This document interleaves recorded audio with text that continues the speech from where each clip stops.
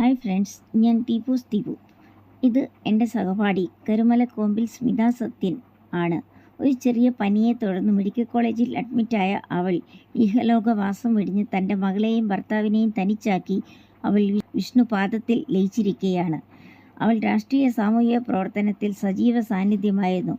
സ്വന്തം കുടുംബ ജീവിത പ്രാരാബ്ദങ്ങൾക്കിടയിലും പഞ്ചായത്ത് ദുരന്ത നിവാരണ സേനാംഗവും സ്കൂൾ മാതൃസമിതി ചെയർപേഴ്സൺ കൂടിയായിരുന്നു സ്മിത. എല്ലാവർക്കും മാതൃകയാക്കാൻ പറ്റുന്ന ഒരു വ്യക്തിത്വത്തിന് ഉടമ കൂടിയായിരുന്നു. സ്മിതയുടെ കുടുംബം ഭാരിച്ച കടബാധ്യതയിലും മക്കളുടെ ഭാവി പഠനത്തിനു മുന്നിൽ പകച്ചു നിൽക്കുകയാണ് ഇപ്പോൾ.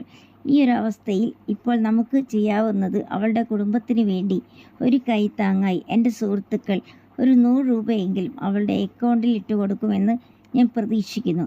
പലതുള്ളി പെരുവെള്ളം എന്നതുപോലെയല്ലേ, അപ്പം അവർക്കതൊരു കൈത്താങ്ങായി മാറുന്നതാണ്. അവളുടെ അക്കൗണ്ട് നമ്പറും IFSC കോഡും ഗൂഗിൾ പേ നമ്പറും ഞാൻ ഈ വീഡിയോയിൽ ചേർത്തിട്ടുണ്ട്. അതിന് പുറമെ ഞാൻ അത് വീഡിയോയുടെ ഡിസ്ക്രിപ്ഷൻ ബോക്സിലും ഇടുന്നതായിരിക്കും.